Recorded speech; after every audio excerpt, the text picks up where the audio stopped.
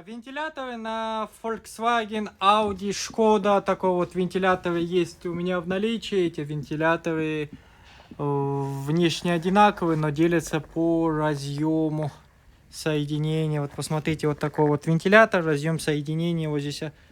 Раз, два, три, четыре. Вот это второй вентилятор, у него вот тут отдельно 3 идут, и вот тут отдельно 3 идут. Вот так у него 2 этих выходят. Посмотрите, какой у вас, какой вам нужен. Потом скажете.